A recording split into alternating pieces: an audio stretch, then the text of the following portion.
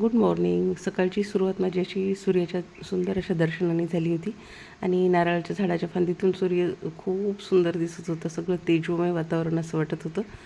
खूप छान वाटलं आणि नारळाच्या झाडाला अशात नारळही भरपूर लागले होते. तर परवाच यांनी काय केलं की नारळ खाली पाडले आणि त्यानंतर मग सगळी नारळ सोलली. तर काही ओले होते आणि काही वाळलेले होते. तर हे पहा किती छान असं म्हणजे हे नारळ. आणि आठवते का, हीच घासणी म्हणून आपण पहिले वापरायचो, पण आता ताराच्या घासण्या, स्क्रब असं बरंच काही निघाले. पण या घासणीची सर मला तरी वाटतं येणारच नाही. त्यानंतर ही जी काल नारळ फोडली होती त्याचीही खोबरं म्हणजे वाळायला घातलेलं होतं, कारण बरेच नारळ टणकच झालेले होते.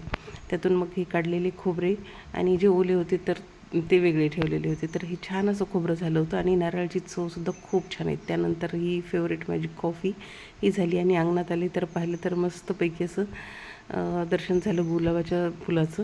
खूप सुंदर हा रंग दिसत. तुम्हाला कसं वाटला हा दिवस? आजच्यापुरतं एवढंच. तर चला.